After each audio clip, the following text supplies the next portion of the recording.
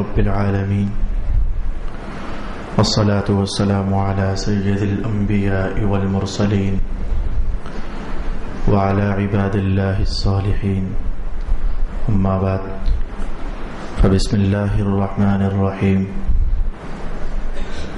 والصلاة والسلام عليك يا سيدي يا رسول الله الصلاة والسلام عليك يا سيدي يا حبيب الله الصلاة والسلام عليك يا سيدي يا شفيع المذنبين وعلى آلك وأصحابك يا سيدي يا رحمة للعالمين.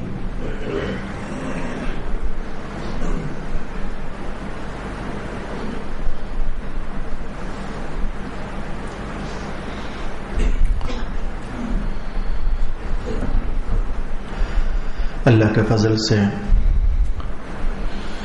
عمرہ اور حج کے متعلق مختصر ترین احکام سیکھنے کا اہتمام کیا جا رہا ہے. گزشتہ نشست میں ہماری گفتگو کچھ اس مرحلے تک آ پہنچی تھی کہ حجاج کرام عمرہ کر کے فارغ ہو گئے، حلق کر لیا گیا. اب کسی کو 5 دن، کسی کو 6 دن، کسی کو 10 دن، یا اپنی اپنی فلائٹس کے شیڈول کے حساب سے 8 ذوالحج سے پہلے مختلف قسم کے دن لوگوں کو میسر ہوئے مکہ میں رہنے کے لیے. تو میں نے عرض کیا تھا کہ جس بندے کا سٹے 15 دن مسلسل ہو جائے، شیڈول دے دیا جاتا ہے، بندے کو پتا ہوتا ہے. تو جس کا سٹے 15 دن مسلسل ہو تو اس نے مکہ میں پوری نماز ادا کرنی ہے. تو جیسی نماز مکہ میں ادا کرنی ہوتی ہے، پھر ایک جملہ حجاج کرام یاد رکھ لیں، ویسی ہی نماز پھر مینا میں جا کر ادا کرنی ہوتی ہے. تو 15 دن مکہ میں قیام ہوا تو نماز پوری، اور 15 دن اگر 15 دن سے کم قیام ہوا مکہ میں تو پھر اگر جماعت کے ساتھ پڑھیں گے تو پوری، اگر کبھی جماعت رہ جائے تو پھر آپ کو قصر نماز ادا کرنی ہوگی. نمازوں کا مسئلہ چونکہ خاص کر کے میرے مشاہدے میں ہے، مینا میں جا کر حجاج کرام زبردست ابحاث کرتے ہیں. کوئی 2 رکعت نماز پڑھنے کی بات کر رہا ہوتا ہے، کوئی پوری نماز پڑھنے کی بات کر رہا ہوتا ہے.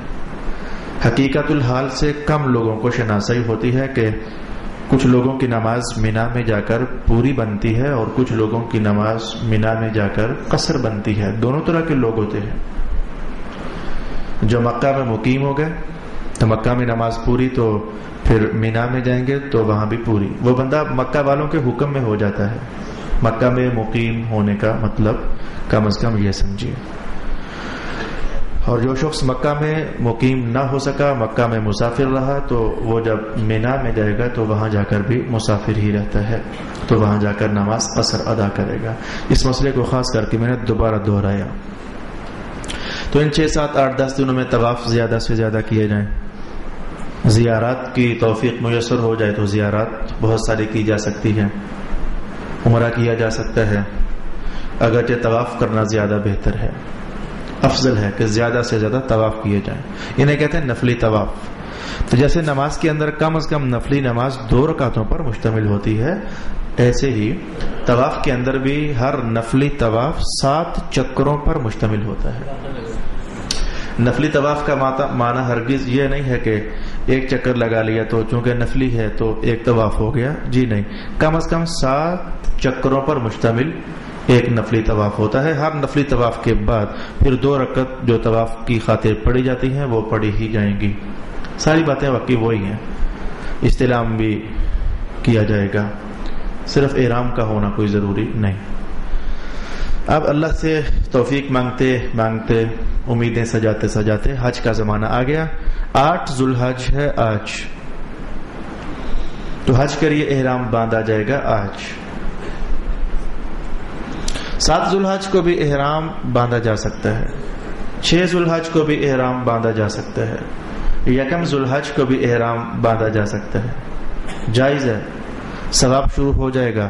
لیکن بس فرق یہ ہے کہ جتنے دن پہلے احرام باندھیں گے اتنی ہی زیادہ پابندیاں سہنا پڑیں گی. احرام کی پابندیاں کافی زیادہ ہیں اور بہت ساری بھولیں چاہتے ہوئے یا نہ چاہتے ہوئے بندے سے سرزد ہو جاتی ہیں. تو اس لیے بس ایک روٹین بن گئی کہ 8 ذو الحج کو احرام باندھ لیا جاتا ہے. تو آئیے ہم ہوٹل سے بندوبست کرنے لگے ہیں کہ احرام باندھیں تو کیسے باندھیں, تو کیا کچھ کریں. میں نے آپ سے پہلے بھی عرض کیا تھا کہ ہم صرف حج کے مسائل ہی نہیں سیکھیں گے, کچھ آنے جانے میں روزمرہ کی کچھ اور چیزیں بھی ہیں جو میں ساتھ پلس کرتے کرتے آپ کے ساتھ سیکھنے اور سکھانے کا اہتمام کروں گا. 8 ذو الحج ہے تو حسب سابق, جیسے گھر سے آپ عمرہ کرنے کے لیے نکلے تھے تو حسب سابق آپ نے بہت کچھ کیا تھا, یعنی اپنے جسم کو صاف ستھرا کیا تھا, مختلف بالوں سے, میل کچیل سے, خوب نہائے دھوئے, ستھرے ہو گئے, فریش ہو گئے. تو آج بھی ایسا ہی ہوگا. 8 ذو الحج ہے, فجر کی نماز ادا کیجئے اور یا رات ہی کو آپ تیاری کر سکتے ہیں اپنے جسم کو صاف ستھرا کرنے کی. 7 ذو الحج کی بعد جو رات آئے تو تبھی بھی تیاری کی جا سکتی ہے. بھر کے اپنے جسم کو صاف ستھرا کر لیجئے اور غسل کر لیجئے. چادریں اپنی 2 عدد پہن لیجئے. حرم مکہ کی طرف بڑھ آئیے, ہوٹل چھوڑ دیجئے اور حرم مکہ کی طرف بڑھ آئیے. چند ایک چیزیں ہیں جو ساتھ لے کر جانی ہیں, چاہو تو ابھی سن لو, چاہو تو احرام کی حالت میں پہنچ آؤ تو پھر سن لو, وہ آپ کی اپنی مرضی ہوگی. تو جتنا کم ترین سامان حج کے لیے لے کر جاؤ گے ہوٹل سے اتنے زیادہ خوشحال رہو گے. لوگوں کے کہنے میں نہ آنا کمبل لے جاؤ ایک ساتھ, ایک آدھ دیش کی لے جو چائے پکانی ہے, یہ ساری باتیں کہنے کی باتیں ہیں. کتابوں کے اندر بھی یہ باتیں لکھی ہوئی ہیں, لیکن یہ چیزیں آپ کو اتنا تنگ کریں گی اور ڈسٹرب کریں گی. بلکہ شرطوں کی اگر آپ پر پڑ گئی نظر کہ حاجی صاحب جا رہے ہیں اور ایک گٹھڑی بڑی ساری اٹھائی ہوئی ہے, کمبل کم از کم گٹھڑی تو بن ہی جاتا ہے. اگر شرطے کی پڑ گئی آپ پر نظر تو آپ کے کمبل کی خیر نہیں ہے.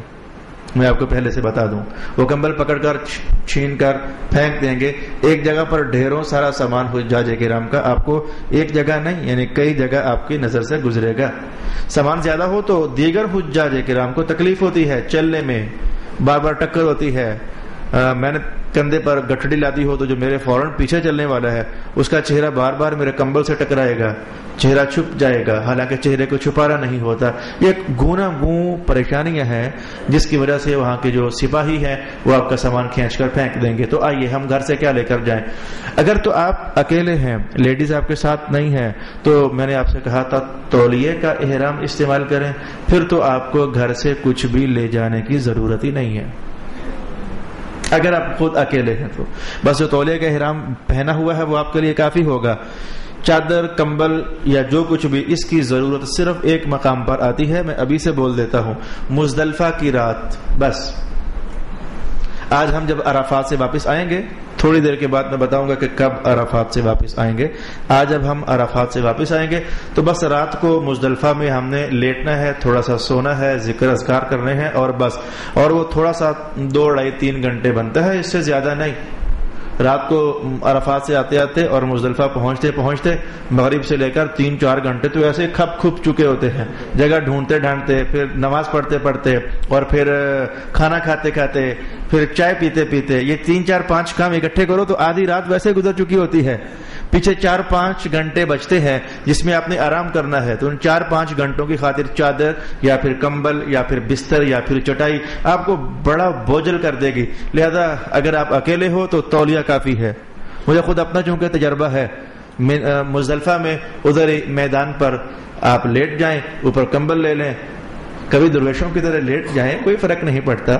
ہمیشہ چلو بستروں پر نہ صحیح, تھوڑی دیر کے لیے 15-20 منٹ کنکر آپ کو تنگ کریں گے, جسم پر چبھیں گے, لیکن ٹھیک 15-20 منٹ بعد یا آدھے گھنٹے بعد سارے دن کے آپ ایسے تھکے ہو گئے, آپ کو پتہ بھی نہیں چلے گا کہ کنکر مجھے چبھ رہے ہیں اور میں ڈسٹرب ہو رہا ہوں. ٹھیک تسلی کی نیند آپ سو جائیں گے. وہی ایک موقع ہوتا ہے جس کی خاطر کمبل, چٹائیاں, یہ وہ اٹھوایا جاتا ہے. اس لیے میں نے کہا کہ اکیلے ہو تو بس آپ کے لیے وہ احرام کی چادر کافی ہے, اسی کو چپ کر کے اوپر تان لینا اور مزے سے درویش بن کر سو جانا. اگر آپ کے ساتھ لیڈیز ہیں, اب آپ کو تھوڑا سا زیادہ اہتمام کرنا پڑے گا.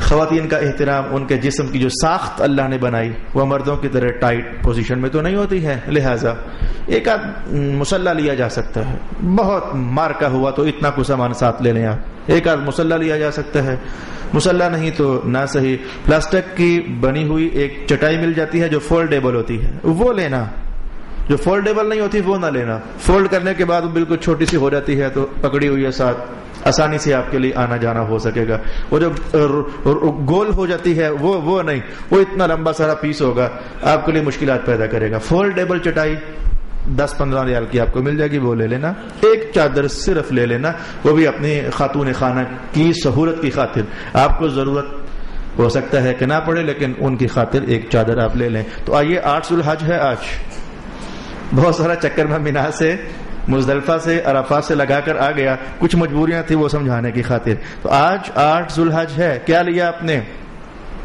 زمزم کی 2 بوتلیں بھر لیں، ایک زمانہ تک آپ کے ساتھ چلیں گی، مینا میں آتے جاتے پانی بے شمار ہوگا لیکن زمزم نہیں ہوگا، ہمت ہے تو 2 کو بوتلیں بھر لیں، لٹکا لیں اپنے کندھے پر، ایک آپ نے چٹائی لے لی، اگر آپ کے ساتھ کوئی خاتون وغیرہ ہے تو ایک آپ نے چادر لے لی، اور بس، اور بالکل بس۔ تو آئیے ہم چلتے ہیں، احرام کی چادریں بھی ہم نے باندھ لی ہیں، لباس اتار کر ہم نے ہوٹل میں رکھ دیا ہے، اپنا بیلٹ اپنے ساتھ لازماً رکھیے گا۔ حجاج کرام سے یہ بہت بار مسٹیکس ہو جاتی ہے، ان کے پیسے گم ہو جاتے ہیں، کسی کا پاسپورٹ گم ہو جاتا ہے، کسی کی وہ کارڈز وغیرہ ہوتے ہیں وہ گم ہو جاتے ہیں، تو اچھی خاصی ہنگامہ آرا قسم کی پریشانی کا سامنا کرنا پڑ جاتا ہے۔ تو ہم نے چادریں باندھی، سیدھے ہم جا پہنچے حرم شریف میں، 2 رکعت نفل ادا کیجئے، جیسے میں نے کہا تھا چادر لی ہوئی ہے سر سمیت، اوپر والی چادر سر سمیت لی ہوئی ہے، 2 رکعت نفل ادا کیجئے، نفل ادا کرنے کے بعد سر اب ننگا کر دیجئے، اب آپ کا کام شروع ہونے لگا ہے حج کا، نارمل بکل آپ لے لیجئے اور آپ نیت کریں، الفاظ میں چلیں لکھی ہوئی ہے تو آپ الفاظ یاد کر لیں، عربی آتی ہے تو عربی، وگرنہ اردو ہی میں نیت کی جا سکتی ہے۔ نیت کے الفاظ کچھ اس طرح ہیں، اللہم انی ارید الحج فیسرہ لی وتقبلہ منی، ترجمہ اس کا یہ بنتا ہے، اے میرے اللہ تعالی میں حج کا ارادہ کر رہا ہوں، اسے میرے لیے آسان کر دے اور اسے میری طرف سے قبول بھی فرما لے۔ اردو میں بھی کہا جا سکتا ہے، نیت ہوئی فوراً حسب معمول، وہ عمرہ والی کیفیت یاد رکھیں، 3 بار کہیے لبیک اللہم لبیک لبیک لا شریک لک لبیک ان الحمد والنعمت لک والملک لا شریک لک، 3 بار کم از کم پڑھ لیجئے۔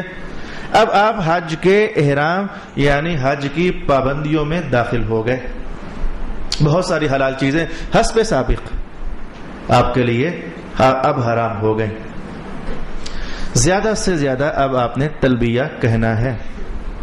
اب ہم نے مینا کی طرف بڑھنا ہے، مینا کی طرف بڑھنے کے لیے ہمارے پاس 2 طریقے ہیں، یا تو حجاج کرام گاڑیوں پر جاتے ہیں یا حجاج کرام پیدل جاتے ہیں مینا کی طرف۔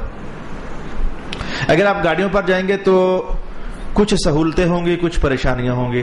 سہولتیں تو یہ ہوں گی کہ آپ کو بہت سارا چلنا نہیں پڑے گا، سیدھا آپ کو خیمے تک پہنچا دیا جائے گا، صرف اتنی کچھ سہولتیں ہوں گی۔ باقی پریشانیاں کیا ہوں گی؟ پریشانیاں یہ ہوں گی کہ آپ کی بہت ساری سنتیں چھوٹ جائیں گی، آپ کو بہت سارا بے آرام کر دیا جائے گا۔ سن لیجئے کیسے، 8 ذو الحج کو ہم نے جانا ہے مینا کی طرف، لیکن اگر آپ گاڑی کے ذریعے جائیں گے تو 7 ذو الحج جب گزر جائے گا، صبح 8 ذو الحج ہوگا تو راتوں رات ہی شور اٹھ جائے گا، تیار ہو جاؤ، بس تیاری کر لو، گاڑیاں آنے والی ہیں، ساری رات آپ سو نہیں سکو گے، ہر لحظہ آپ کو یہی امید ہوگی گاڑی آ گئی۔ اچھا حجاج کرام بھی پھر وہاں کی بات بھی سن لیجئے، میں نے کہا نہیں تھا پاکستانی سٹائل وہاں جا کر بھی ختم نہیں ہوتا، میں نے کہا تھا نا یہ قومی سٹائل ہے ہمارا، اللہ تعالی ہمیں ہدایت نصیب فرمائے۔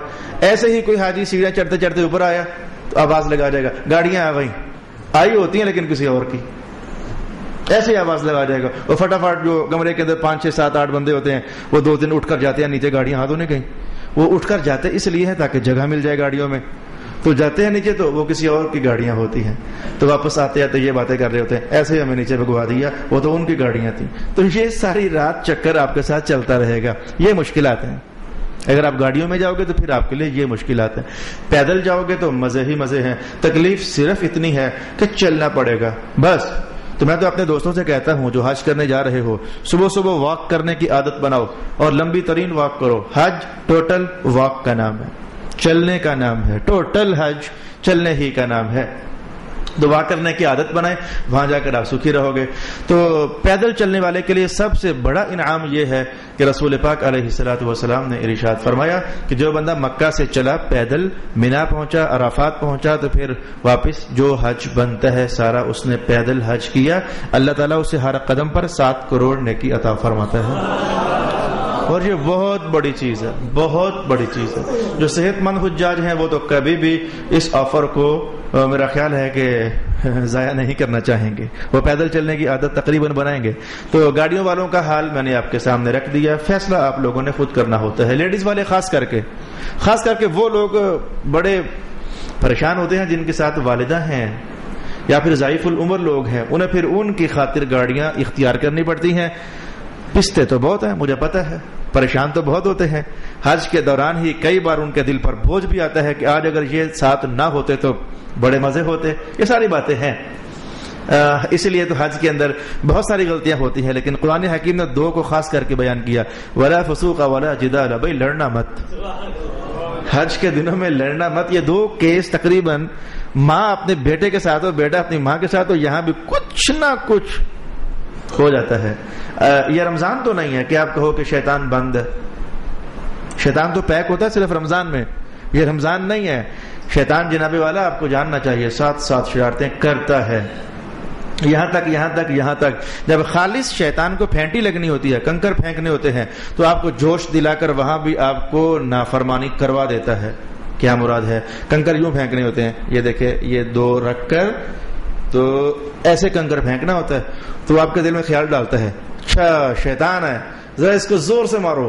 آپ کو جوش دلا کر تو بجائے ایسے مروانے کے وہ آپ سے ایسے مرواتا ہے اور ساتھ ہی ہنس پڑتا ہے. یہاں بھی میں نے ان کو خلاف سنت کروا ہی دی ہے. تو آپ کو محسوس ہوا کہ شیطان جو ہے اس دن آپ کے ساتھ ساتھ کہیں نہ کہیں وہ آپ کو چکر بازی کر رہا ہے. تو ولا جدال ولا فسوق، نہ لڑنا ہے نہ جھگڑنا ہے. یہ خاص کر کے بات ذہن میں رکھنے والی ہے. تو ہم نے طواف کیا. طواف کرنے کے بعد اب ہم پیدل مینا کی طرف چل پڑے. تلبیہ زیادہ سے زیادہ اور زیادہ سے زیادہ. بالکل کل اور پرسوں تک ہی آپ کی یہ تھوڑی سی مشقت ہوگی، اس کے بعد بالکل آپ آزاد ہو جاؤ گے. 1.5 گھنٹہ آپ کو لگ جائے گا مینا خیمے میں انٹر ہوتے ہوتے. اگر آپ ایک معتدل رفتار چلو گے تو سانس بھی لیں. آپ راستے میں کوئی لازمی نہیں کہ چلتے ہی جاؤ، تو پھر چلتے ہی چلے جاؤ. سانس لے سکتے ہیں، بیٹھیں. پانی راستے میں بے شمار آپ کو ملے گا. سینکڑوں کے حساب سے بڑے بڑے ٹرالے کھڑے ہوتے ہیں، وہ حکومت کی طرف سے اور کچھ وہاں کے صاحب حیثیت لوگوں کی طرف سے آپ کی مہمان نوازی کی جاتی ہے. بسکٹس مل جاتے ہیں، جوس مل جاتے ہیں، بن مل جاتے ہیں، وغیرہ وغیرہ. خیر، اب آپ مینا جا پہنچے. تو مینا میں جا کر سب سے پہلی نماز آپ نے جو ادا کرنی ہے وہ ظہر کی نماز ہے. مکہ سے چلے، سورج نکلنے کے بعد مینا جا پہنچے ظہر سے بہت پہلے. اب وہاں آپ نے کچھ بھی نہیں کرنا، کوئی خاص بھئی یہ ہے حج، کچھ بھی نہیں. صرف آپ نے وہاں بیٹھنا ہے، عبادت کریں، ذکر اذکار کریں، تلبیہ کہیں. ایک خاص احتیاط، جب اوپر والی چادر ہم نے لی ہوتی ہے تو عادت نہیں نہ ہوتی پاکستان میں ہماری، تو غلطی یہ ہوتی ہے کہ بعض اوقات ہم چادر لے کر تھوڑا سا تھک جاتے ہیں. جو میں نے دیکھا وہ بیان کر رہا ہوں. تو پھر کیا کیا، چادر ویسے جسم کو ڈھانپنی چاہیے، لیکن وہ ہم ذرا اسے تھوڑا سا اکٹھا کر کے تھوڑا سا فولڈ کر کے، تو بجائے اتنی چوڑی کہ ہم اسے اتنی کی چوڑی کر لیتے ہیں تو ذرا جلدی بکر لگا لیتے ہیں. آپ تصویر تو تھوڑی سی سمجھ گئے ہوں گے. یہ مجھے آپ کپڑا دے، میں عملاً بتاؤں ذرا، تاکہ آپ سمجھ جاؤ کہ میں کیا کہنا چاہ رہا ہوں آپ کو. ویسے دیکھیے چادر ہمارے پاس، کھولو یار اسے. ہم نے ویسے چادر یہ چوڑی کر کے لینی ہوتی ہے، یعنی اپنے جسم پر سارا چھپانا ہوتا ہے. وہ جب 2 گھنٹے 3 گھنٹے گزر جاتے ہیں نا، تو اب ہم ذرا تھک جاتے ہیں. اب اسی چادر کو چوڑا کرنے کی بجائے ہم تھوڑا سا سلم کر لیتے ہیں، تقریباً جیسے کہ یہ لیں. اب وہ نیچے والا جسم جو ہے وہ ننگا ہو جاتا ہے. خاص کر کے دھنی سے نیچے والا علاقہ جو ہے وہ مذہب میں شرمگاہ ہے. یہ بے دھیانی واقع ہو جاتی ہے. تو دھنی سے نیچے والا حصہ جو ہے وہ شرمگاہ ہے مردوں کے لیے، اسے چھپانا لازمی ہوتا ہے. تو اس بات سے ذرا احتیاط کیجیے گا. لیٹتے وقت، بیٹھتے وقت کیونکہ ابھی کل کا دن بھی ہے اور پرسوں کا دن بھی ہے، یہ تھوڑی سی خرابی واقع ہوتی ہے، تو دھیان رکھیے گا۔ ظہر کی نماز پڑھی، آج عصر کی پڑھی، مغرب کی پڑھی، عشاء کی پڑھی، اور کل 9 ذو الحج ہے تو فجر کی بھی پڑھ لی۔ مینا میں کیا ہوتا ہے؟ جو صحیح ہے وہ تو یہ ہے کہ اپنے کام سے کام رکھو، تھوڑے تھوڑے وقفے سے کوئی منہ شو بناؤ اللہ کے سامنے رونے دھونے کے لیے، تلبیہ پڑھو، اپنا ذکر اذکار کرو، کتابوں کے اندر جو لکھا ہے چلو وہ بھی پڑھو، فارغ ہی تو ہو بالکل، نماز کا وقت ہوا تو نماز پڑھو، صحیح بات تو یہ ہے۔ لیکن وہاں بیٹھ کر کے تو گپیں بلا وجہ کی شروع ہو جاتی ہیں، بلا فائدہ گپیں شروع ہو جاتی ہیں اور بہت زیادہ چلتی ہیں۔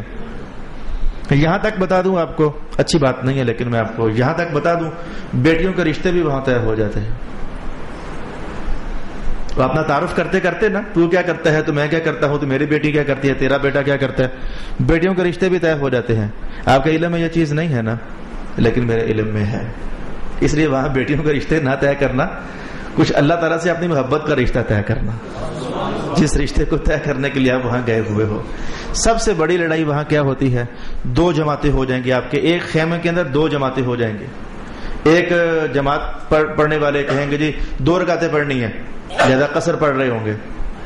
ایک جماعت کہہ رہی ہوگی نا جی ہم نے 4 پڑھنے ہیں، لہذا وہ پوری رکعتیں پڑھ رہے ہوں گے۔ زور کی 2 جماعتیں ہو جائیں گی، 2 رکعتوں والی اور 4 رکعتوں والی۔ حقیقت الامر سے کوئی بندہ واقف ہوتا ہے، میں نے پہلے آپ کو بتایا، اگر مکہ میں آپ اس پوزیشن میں تھے کہ پوری پڑھ رہے تھے تو مینا میں آؤ گے تو بھی پھر پوری ہی پڑھنا۔ اگر مکہ میں آپ اس پوزیشن میں تھے کہ قصر پڑھنی ہے تو جب مینا میں آؤ گے تو بھی اسی پوزیشن میں ہوگے کہ آپ نے قصر پڑھنی ہے۔ بات اتنی سی ہے، آسان سی اور سمپل سی۔ وہاں کے لوگ حنبلی ہیں، ان کے فتح واجات حنبلی مذہب کے مطابق ہوں گے۔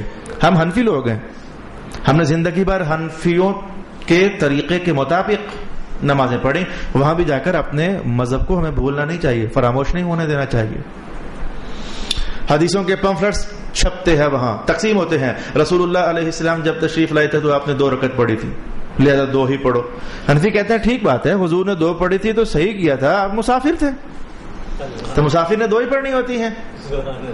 بات تو یہ ہے کہ جو زندگی بھر باقی عنوان نمازوں کا چلتا ہے وہ کیا ہے؟ اگر آپ پہنچے کسی جگہ 15 دن سے کم قیام ہے تو نماز مسافروں والی ہے، پورا 15 دن قیام ہو گیا تو نماز آپ کی مقیموں والی ہے۔ اتنی سی بات ہے، یہ فرق جاننے کی ضرورت ہوتی ہے۔ رسول اللہ جب تشریف لائے تھے تو آپ کے پورا 15 دن سٹے نہیں تھا، آپ مسافر تھے۔ مکہ میں بھی آپ مسافرانہ نماز پڑھتے رہے، مینا میں جا کر بھی آپ مسافرانہ نماز پڑھتے رہے، لہٰذا آپ جہاں سے بھی جا رہے ہو اپنے علاقے سے کسی جید عالم کا نمبر ساتھ لے کر جائیے گا۔ بہت بار مسائل یاد کرنے کے باوجود وہاں جا کر آپ کو کوئی نہ کوئی مغالطہ، آپ کہیں نہ کہیں ڈاؤٹ فل ہو جاؤ گے، کہیں نہ کہیں ذہن الٹ پلٹ ہو جائے گا، یار یہ سارے یہ کر رہے ہیں تو پھر میں اکیلا ادھر ہوں تو کیا میں غلط تو نہیں ہوں؟ تو اپنے عالم سے رجوع کرتے رہنے میں آپ کے لیے فائدہ ہوگا۔ خیر سے آپ مینا کے اندر رکے، 5 نمازیں آج فجر کے وقت آپ کی پوری ہو گئی، کافی سارا حج ہمارا قریب ہو گیا۔ یہاں پھر وہی بات، مینا سے ہم نے سمجھو کہ مکہ پہنچتے پہنچتے مینا سے ہم نے گزرنا ہے مزدلفہ کے اندر سے، اور پھر چلتے چلتے ہم نے جا پہنچنا ہے عرفات اور مینا کے درمیان مزدلفہ ہے، ہم نے جا پہنچنا ہے عرفات۔ تو عرفات جانے کے لیے بہت سارے ٹریکس ہیں، گاڑیوں کے لیے ٹریکس الگ ہیں اور پیدل چلنے والوں کے لیے سڑکیں الگ ہیں۔ تو یہاں پھر وہی بات، فیصلہ کرنا ہوگا آپ کو، گاڑیوں میں جانا چاہو گے یا کہ پیدل جانا چاہو گے۔ گاڑیوں میں جانا چاہو گے تو پھر وہی پرابلم، رات ہی سے 12 بجے یا رات 1 بجے یا پھر رات 2 بجے یا پھر رات 3 بجے یا پھر رات نہیں پتا کہ کتنے بجے، آپ کو ٹینشن لگی رہے گی، گاڑیاں ابھی آ رہی ہیں، ابھی آ رہی ہیں، ابھی آ رہی ہیں۔ گاڑیاں بھی ظاہر ہے کہ 50 لاکھ حاجی ہیں تو گاڑیاں تو 50 لاکھ وہاں نہیں ہو سکتی ہیں، چند ہزار گاڑیاں ہوتی ہیں جن میں سے وہ گزارا چلانا ہوتا ہے۔ 50 لاکھ حجاج کرام کا نمبر لگے ہوتے ہیں، بعض اوقات آپ گاڑی میں بیٹھو گے تو گھنٹہ یا پھر 1.5 گھنٹہ بیٹھے بیٹھے ہی گزر جائے گا، گاڑی چل ہی نہیں پائے گی۔ اگلی نکلے گی تو چلے گی ہماری گاڑی، اور اگلی تب نکلے گی کہ وہ بھرے گی تو بھرے گی تب کہ حجاج آئیں گے تو، یعنی یہ سارے پرابلمز وہاں آپ کے ساتھ گاڑیوں کے حوالے سے چلتے رہیں گے۔ رات ہی سے پھر گاڑیاں نکلنا شروع ہونے لگ جاتی ہیں تو نکل بھی جاتی ہیں تو نہیں بھی نکلتی. پیدل چلنا چاہو گے تو مزہ ہے. صبح فجر کی نماز پڑھیں تسلی سے, سورج کو نکلنے دیں, چائے شائے پئیں, ناشتہ واشتہ کریں, اپنا سامان دیکھیں جو تھوڑا سا ہے ملنگوں والا سامان آپ کا.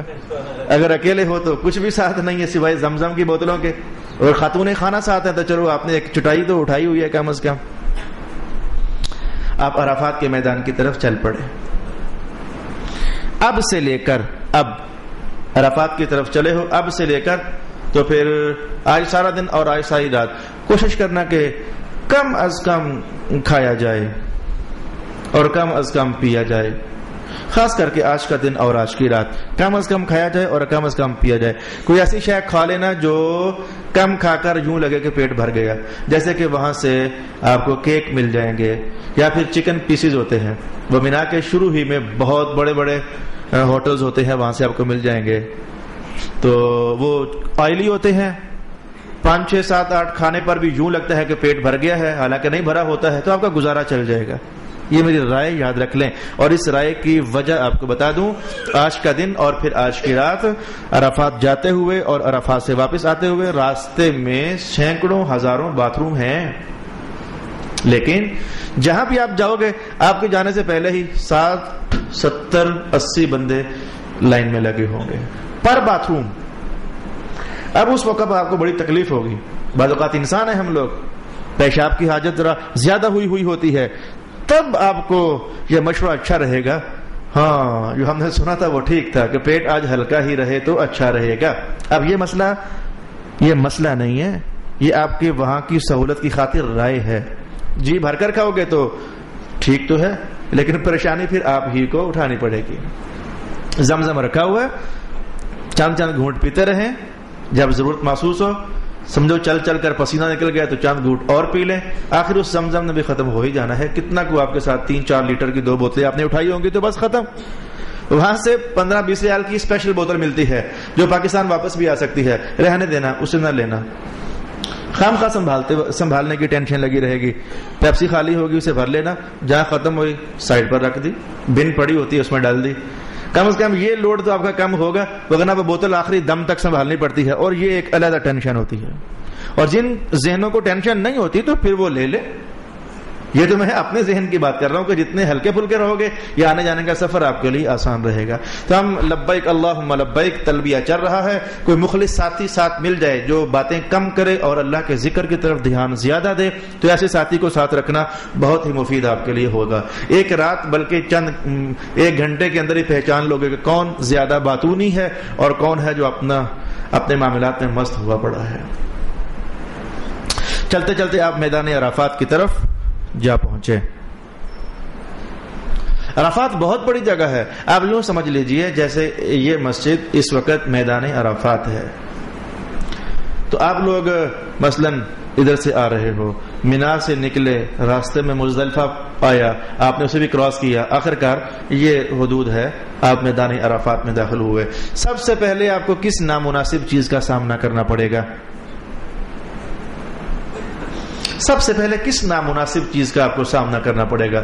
اس نامناسب چیز کا کہ حجاج کرام کو آپ پاؤ گے کہ وہ عرفات کی پہلی حدود کے اندر ہی جگہ لے کر بیٹھ گئے ہیں, اس لالچ میں تاکہ جب رات کو ہم یہاں سے واپس جائیں گے تو ہم سب سے آگے ہوں, تو پھر مزدلفہ میں ہمیں سب سے آگے جگہ مل جائے, تو پھر ہم شیطانوں کو جلدی کنکر مار لیں, تو پھر ہم جلدی سے فارغ ہو جائیں. اس لالچ میں وہ عرفات کا جو پہلا حصہ ہوگا وہ کہنے کو چھوٹا سا ہے لیکن بہت بڑا, وہ بھر چکا ہوگا. آپ آؤ گے تو گھبرا جاؤ گے, ہائے جگہ کہاں گئی عرفات میں, ہم نے قیام کہاں کرنا ہے عرفات میں. تو آپ کو گھبرانے کی ضرورت نہیں ہے, یہ پہلے سے آپ کو ذہنی طور پر تیار کر رہا ہوں. عرفات میں آپ کے لیے کم از کم 100 میٹر یا 200 میٹر یا 300 میٹر تک کا فاصلہ بڑا پیچیدہ ترین ہوگا. آپ کے لیے ہر قدم میں ایک قدم اٹھانے کے لیے کافی فاصلہ میسر نہیں ہو پائے گا. 2 انچ 3 انچ 4 انچ بس اتنا کوئی قدم آپ اٹھا کر, وہاں بندے یوں نہیں چلتے بلکہ یوں چلتے ہیں. 2 انچ 3 انچ کا ڈگ بھرا, تو گھبرائیے گا مت, چلتے جائیں. لوگ شروع میں بیٹھے ہوئے ہیں, اگلا سارا عرفات خالی ہے. سارا عرفات آگے دیکھنا، آپ میری بات سن کر جائیے تو آپ اگلا سارا عرفات آپ کو خالی ملے گا. تو آپ ایسا کرنا کہ ان کی نقل نہ اتارنا کہ ہم بھی یہاں کہیں جگہ لے کر بیٹھ جاتے ہیں وگرنہ یہ بھی نہیں ملے گی، یہ نہ سوچنا. وہ تھوڑی تھوڑی جگہ تو آخر نظر آئی جاتی ہے، تو آپ سوچو تو یار ادھر ہی بیٹھ جاتے ہیں، جگہ ساری بھر چکی ہے تو کہیں بعد میں یہ بھی نہ ملے. ایسا نہیں ہوگا. آپ اس رش سے آگے نکلیں، کھلی جگہ آپ کو میسر ہوگی، کوئی چھوٹا موٹا درخت آپ کو مل جائے گا، کوئی ٹریلے کا سایہ مل جائے گا، کوئی خیمہ آپ کو مل جائے گا، آگے نکل جائیں. بہتر رہیں گے. کیا بہتر رہیں گے بھئی؟ تھوڑی دیر کے بعد ہم نے رون دھون کرنا ہے. رش کے اندر بندے کو وہ پریشانیاں بنی ہوتی ہیں، توجہ نہیں جمتی، کیفیت نہیں بنتی، رونا دھونا ہی نہیں ہو سکتا، بڑی پریشانی بنتی ہے. یہ رونے دھونے کے لیے لائن ملانی پڑتی ہے، آخر کوئی اندر سے دلوں کو نرم کرنا پڑتا ہے، کوئی توجہ جمانی پڑتی ہے، تو جا کر بندے کی آنکھیں نم ہوتی ہے. تو رش میں بیٹھو گے تو پریشانی بنی رہے گی آپ کے لیے. لہذا یہ تھوڑی کی مشقت اٹھا لیں اور وہ عرفات میں آگے نکل جائیں جہاں آپ محسوس کریں کہ یار یہ جگہ صحیح ہے. بہت ساری جگہیں آپ کو صحیح نظر آئیں گی، یار یہ جگہ میرے من کو بھاتی ہے، وہاں بیٹھیں آپ. لو میرے بھائی، آپ میدان عرفات میں تشریف فرما ہو گئے تو آپ تو بہت پہلے ہی جا پہنچے، کوئی حرج والی بات نہیں ہے. اصل کام آپ کا ظہر کی نماز کے بعد شروع ہونا ہے، زوال آفتاب کے بعد. میں نے ظہر کی نماز کہا کیونکہ عام طور پر نماز کے بعد ہی رون دھونا شروع ہوتا ہے. تو اصل کام آپ کا ظہر کے بعد شروع ہوگا. اس سے پہلے اگر آپ کو ضرورت ہے تو کوئی چیز کھا پی لیں تاکہ طبیعت اندر سے مطمئن ہو جائے. بھوک شدید ہو تو بھی مزہ نہیں آتا رونے کا، رونے دھونے کا مزہ تب بھی نہیں آتا. تو تھوڑا بہت کچھ بھی کھا لیں، کوئی نرم سا. ویسے اس موقع پر وہ جو آئلی میں نے کہا تھا چکن پیس مل جاتے ہیں وہ لے لیجئے، یا پھر بن اور بوتل. یہ بن جا کر پھول جاتا ہے تو پانی جذب ہو جاتا ہے تو پیٹ بھر جاتا ہے، تو کچھ زیادہ لوڈ نہیں ہوتا. نتیجہ آپ کے سامنے ہے، کچھ زیادہ لوڈ نہیں ہوتا. لہذا آپ عرفات میں پہنچے، جگہ جگہ لینی ہے لیں، کھائیں پیئیں بیٹھیں. تھوڑی دیر کے بعد اذان ہوگی ظہر کی، امام صاحب نماز قائم فرمائیں گے. ظہر کی نماز ختم ہوتے ہی تو ساتھ ہی پھر عصر کی نماز کھڑی کر دی جائے گی، تو آپ عصر کی نماز ادا کریں گے. اور یاد رہے کہ امام صاحب 2 رکعتیں پڑھائیں گے، تو آپ کو اپنی کہانی تفصیل سے یاد رہنی چاہیے. اگر آپ مکہ میں پوری پڑھ رہے تھے تو مینا میں بھی پوری تھی، تو پھر عرفات میں بھی پوری ہے. امام صاحب 2 رکعتیں پڑھ کے سلام پھیر دے تو آپ اپنی 2 پوری کریں. حکم یہی ہے. امام مسافر 2 پڑھ کر سلام پھیرے گا، پیچھے جو نماز پڑھنے والے مقتدی ہیں وہ مقیم، تو وہ 2 پڑھ کر سلام نہیں پھیریں گے، وہ باقی 2 بعد میں پوری کریں گے. اور اگر آپ مکہ میں مسافر تھے، 2 رکعت چل رہی تھی، مینا میں آگے تو بھی مسافر، عرفات میں جا پہنچے تو بھی مسافر، اب ٹھیک ہے، وہ بھی 2 پڑھا رہے ہیں اور آپ بھی 2 پڑھ رہے ہو. وہ مسئلہ اگر ذہن میں رہے گا تو اطمینان سے کر پاؤ گے. ورنہ کرو گے تو صحیح، کچھ نہ کچھ کرو گے تو صحیح، 2 پڑھو گے یا 4 پڑھو گے، لیکن ٹینشن لگی رہے گی، پتہ نہیں کیا بنا ہماری نماز کا. یہاں آ کر بھی پتہ نہیں کیا بنا ہماری نماز کا، یہ ٹینشن لگی رہے گی. اور اگر پہلے سے پتہ ہوگا آپ کو تو ذہن آپ کا مطمئن رہے گا. مکہ میں مسافر، مینا میں مسافر، عرفات میں مسافر. مکہ میں مقیم پوری نماز، تو مینا میں بھی پوری نماز اور عرفات میں بھی پوری نماز. 4تھی بار میں نے اس بات کو دہرا دیا جو حاجیوں کو سب سے زیادہ پریشان کرتی ہے. نمازوں کا کیا بنے گا؟ آدھی پڑھنی ہے کہ پوری پڑھنی ہے؟ میں نے آپ کو بتا دیا کہ آدھی پڑھنی ہے یا کہ پوری پڑھنی ہے. ظہر کی نماز ہو گئی، 2 رکعتیں ہو گئی، پھر عصر کی 2 رکعتیں ہو گئی. خطبہ آپ کو سنا دیا جائے گا. تو اس خطبے کے اندر کیا چیز ہوگی؟ یہ چیز ہوگی جو کہ میں آپ کو بتا رہا ہوں. عربی زبان کے اندر حجاج کو بتایا جا رہا ہوتا ہے کہ آپ یہاں قیام کریں، روئیں دھوئیں، نماز پڑھیں، پھر آپ نے مزدلفہ جانا ہے، پھر کل کنکر مارنے ہیں. وہ جو احکام حج ہوتے ہیں عربی زبان کے اندر آپ کو یہی بتائے جا رہے ہوں گے. خطبہ آخر ختم ہو جائے گا، خطبے کے آخر میں دعا بھی ہو جاتی ہے، اسی لے میں، اسپیشل ہاتھ اٹھا کر نہیں، اسی لے میں امام صاحب کھڑے کھڑے خطبہ سنا دیتے ہیں. آخر خطبہ بھی ختم ہو گیا. اب آپ فری ہو، مغرب کے وقت تک آپ فری ہو، کوئی آپ کو پوچھنے والا نہیں. شرطیں بھی یہاں سے غائب ہیں، جتنا مرضی رو لو. اب رونے کی کیفیت کے بارے میں ہمارا مذہب کیا کہتا ہے کہ ذرا کھڑے ہو کر اگر ہاتھ جوڑو گے تو جلدی رونا آ جائے گا. آنکھ جلدی نم ہو جاتی ہے. گناہوں کا اعتراف کرو, معافیا مانگو, اپنے لیے دعائیں کرو, اپنے بڑوں کے لیے دعائیں کرو, چھوٹوں کے لیے, گھر والوں کے لیے, سب کے لیے جو آپ سے ہو سکتا ہے, اپنی آزمائشیں وغیرہ وغیرہ. اور آپ کو زیادہ پتا ہے کہ آپ کو کیا مانگنا ہے. ہر بندے کو اپنے متعلق زیادہ پتا ہوتا ہے کہ اسے کیا مانگنا ہے. تو ایسا ہو گیا, اب آپ نے دعائیں مانگی, آپ کے اتھرو نکل رہا ہے. اب آپ خوش نہ ہو جائیں کہ بس ٹھیک ہے اب شام تک ہم مزے سے بیٹھتے ہیں. جی نہیں, آنسو نکل آئے, وقفہ ڈال لیں, تھوڑی دیر کے بعد جولی کھول کر پھر کھڑے ہو جائیں. اے اللہ تعالیٰ نہیں, ابھی اور دے. ایک آدھ بار مانگ کر تو پھر چپ کر کے بیٹھ نہیں جانا. آج اللہ تعالیٰ بھی اپنی شانوں کے ساتھ, رسول اللہ علیہ السلام نے فرمایا کہ آج اللہ تعالیٰ بھی اپنی شانوں کے ساتھ بندوں سے بہت قریب ہو چکا ہے. اور فرشتوں کو کہے جا رہا ہے اب بتاؤ, تم تو کہتے تھے یہ لڑیں گے, یہ تو رو رہے ہیں, یہ تو معافیا مانگ رہے ہیں, یہ تو ساری جھکائے چلے جا رہے ہیں. تو آج ادھر سے بھی عطاؤں کا رش ہے اور ادھر سے بھی جو ہو سکتا ہے. تو پھر کوئی رونا دھونا کر لیا, تو پھر آدھا پونا گھنٹہ گزرا تو مولا اور مانگوں گا, جوڑی اٹھا کر پھر کھڑے ہو جائیں. یعنی کئی بار ایسا کریں. بعض اوقات ایسا بھی ہو جاتا ہے کہ ایک حاجی صاحب گناہگار بھی ہیں, سارا کچھ ہے, لیکن ان کا نہیں, ان کو رونا آتا. یہ بڑی پریشانی والی بات بن جاتی ہے. وہ پریشانی, وہ طبیعت نہیں جمتی. یہ بھی رونا بھی تو اللہ کی عطا ہے, نہیں طبیعت جمتی ہے. تو بس آپ جیسے ہمارے پھر علماء نے اور فقہاء نے ارشاد فرمایا کہ تھوڑا سا منہ بنا لیں. تو منہ بناؤ گے تو اگلی کیفیت بتا دو, خود ہی رونا بھی آ ہی جاتا ہے. بندہ منہ بنا لینا, لیکن یہ خاص تعلق ہے. اب یہ الفاظ میں نہیں بیان کیا جا سکتا. جو بندہ سیب کھا رہا ہے, لذت اسے آ رہی ہے, لیکن بیان نہیں کر سکتا کیسی ہے.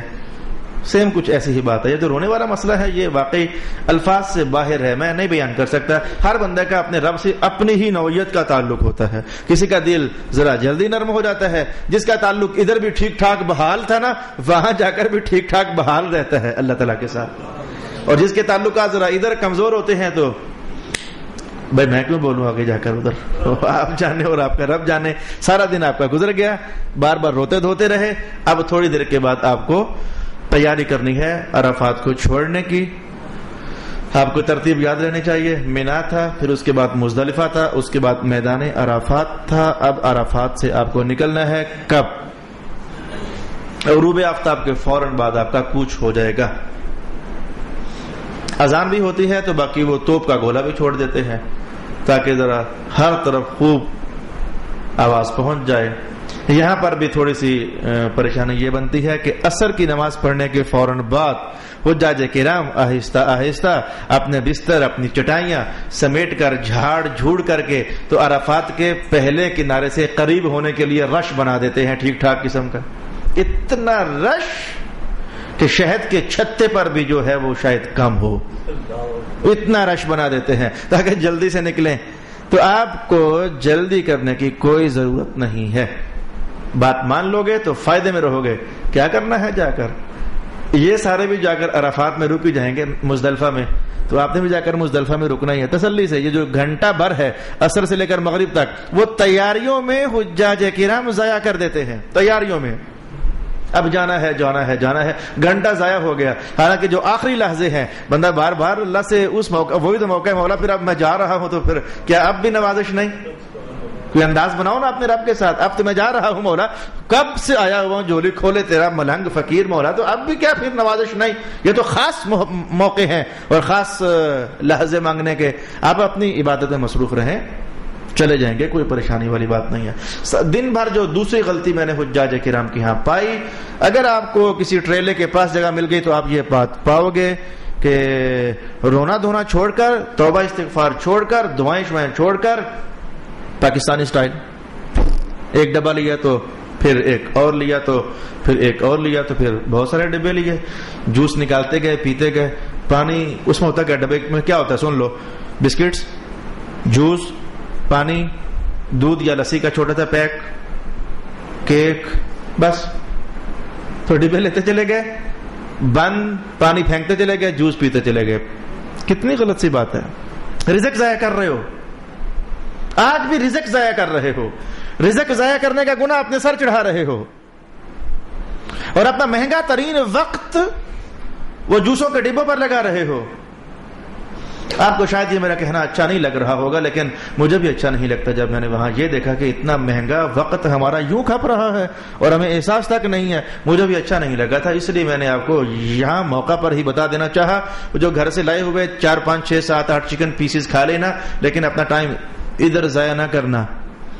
اور اس سے بھی خطرناک بات یہ ہے کہ اس موقع پر دل میں خیال آئے گا یار یہ کیا حج کر رہے ہیں، یہ خیال آنے نہیں دینا. یہ اس سے بھی حساس موقع ہے. تجھے ان کی حجوں کی ہے یا کہ اپنے حجوں کی ہے؟ دیکھو غلطیاں ہو رہی ہیں، ٹھیک ہے، بس چپ کر کے مولا ان کا بھی صحیح کر دے، ان کا بھی قبول فرما لے. کچھ ایسی کیفیت دل میں یہ نہیں. اب تو جو کہ بتا رہا ہوں اس لیے بتا رہا ہوں، ورنہ وہاں ہمیں یہ بھی نہیں سوچنا ہوتا کہ یار اس کا حج تو پھر گیا، اس کا حج تو پھر ضائع ہو گیا. وہاں ان سوچوں میں بھی ہمیں نہیں رہنا. بھائی وہ جانے اور اس کا رب جانے، تو اپنی خیر منا کہ تیرے حج کا کیا بنا. وہاں اس طرح محتاط رہنا ہے. غلطیاں ہوں گی، دیکھو گے، دل سڑے گا، لیکن یہ نہیں سوچنا کہ لو اس کا حج تو گیا، مہربانی کرنی ہے. ایسا نہ ہو کہ اس کا تو رہے تو پھر تیرا ہی چلا جائے. یہ محتاط چیز ذرا خیال میں رہے.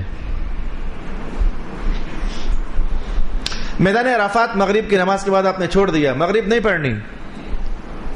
عرفات میں مغرب نہیں پڑھنی. عرفات سے نکل پڑے پھر بھی نہیں پڑھنی. بس آپ چلتے جاؤ تو چلتے جاؤ تو پھر چلتے جاؤ. یہاں پر بھی گاڑیوں کا مسئلہ. پیدل آنے والے سکھی رہیں گے، گاڑیوں میں جانے والے وقتی طور پر دکھی رہیں گے. 6-7 کلومیٹر کا فاصلہ ہے سارا، تو آپ سے 80 ریال مانگیں گے، 100 ریال مانگیں گے، 50 ریال مانگیں گے.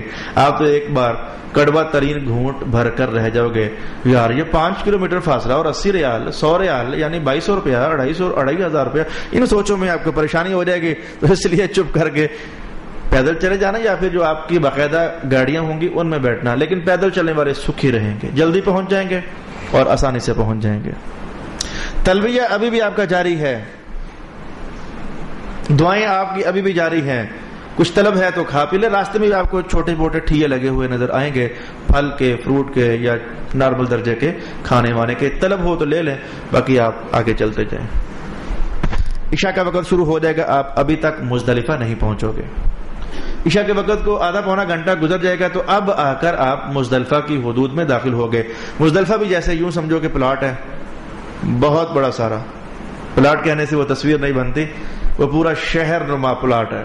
تو آپ مزدلفہ کی ایک حد میں داخل ہو گئے تو ادھر نہیں بیٹھنا، چلتے جائیں چلتے جائیں چلتے جائیں جہاں تک آپ کو لگے کہ آگے جگہ پیک ہے تو اب مجھے پچھلی جگہ بھرنی چاہیے تو وہاں بیٹھیں. نہ تو بالکل شروع میں کیونکہ تھکے ہوئے ہیں تو ادھر لیٹ جاتے ہیں، بالکل شروع میں بھی نہیں، آنے والوں کو تکلیف ہوگی. اور بالکل اینڈ پر بھی نہیں، وہ جگہ پہلے ہی بھر چکی ہے. لہٰذا جہاں آپ محسوس کریں کہ یہاں میرے لیے سہولت ہے تو وہاں آپ بیٹھیں، کھانا کھائیں. آپ نے مغرب کی نماز بھی ابھی پڑھنی ہے، عشاء کی نماز بھی ابھی پڑھنی ہے. تو یہاں جماعت نہیں ہوگی. یہاں یا تو لوگ اکیلے ہی نماز پڑھ لیتے ہیں تو یا 2 4 4 8 8 بندے مل کر کے تو جماعت کروا لیتے ہیں. مغرب کی نماز پڑھیں اور اس کے بعد عشاء کی نماز پڑھیں. چائے پینا چاہیں تو چائے پی لیں، طبیعت آپ کی ذرا بحال ہو جائے. جس قدر رغبت کے ساتھ کچھ پڑھا سکیں تو اتنا ہی پڑھیں. جب طبیعت بوجھل ہو جائے چپ کر کے سو جائیں. رسول پاک علیہ الصلوۃ والسلام پر لاکھوں سلام. حضور نے اس مقام پر آج تھوڑا سا آرام کیا تھا، وہ ہم غریبوں کے لیے سنت بنانے کی خاطر. رسول اللہ علیہ وسلم کتابوں کے اندر آپ کو یہ بات لکھی ملے گی، سن لو، یہ بھی سن لو. آج رات نہ سونا، آج بڑی کام کی رات ہے، دعائیں کرنے کی رات ہے. میرا خیال ہے کہ اگر رسول اللہ علیہ السلام آرام فرما ہوئے تھے تو ہمیں بھی ہو ہی لینا چاہیے. کل کے لیے فائدہ ہو جائے گا. ابھی کل بھی بہت سارے کام ہیں. حضور کی شان تو یہ تھی کہ ہمیں ہر دن کے حوالے سے یہ ارشاد کیا کرتے تھے، تہجد کی نماز پڑھنی ہو تو قیلولہ کر کے مدد لے لیا کرو. دوپہر کو تھوڑا کچھ سو جایا کرو تاکہ نیند تمہاری کچھ نہ کچھ پوری ہو جائے، تاکہ تہجد کے لیے اٹھ سکو. تو رسول اللہ علیہ السلام تو ہر دن کی تہجد کی خاطر بھی دن کو تھوڑا سا سلانے کی بات کرتے ہیں. تو آج سارا دن بھی چلے ہوئے ہیں تو اگلا سارا دن پھر مشقت ہی مشقت ہے. تو اب اوپر سے ہم لوگ آپ سے کہیں کہ نہ آج نہ سونا، یہ بالکل ہمیں ایسا نہیں کہنا چاہیے. جب تک طبیعت راغب رہے دعائیں، رونا دھونا، ذکر، اذکار، تلاوت، درود و سلام، تلبیہ پڑھتے رہیں. اور جب سمجھو کہ اب نہیں یار تھوڑا کو آرام کرنا چاہیے، تھوڑا کو آرام کریں. اور پھر صبح تہجد کے ٹائم ویسے ہی آپ کو اٹھ جاؤ گے. آپ تہجد کے ٹائم اٹھ جائیے, نماز تہجد ادا کیجیے, فجر کی نماز ادا کیجیے. اب آپ کو لے کر جانا ہے مینا کی طرف, تو انشاءاللہ العزیز پھر کل مینا جائیں گے. جمعے کی نشست میں بتاؤں گا کہ اور کیا کچھ ہے. وآخر دعوانا ان الحمد للہ رب العالمین.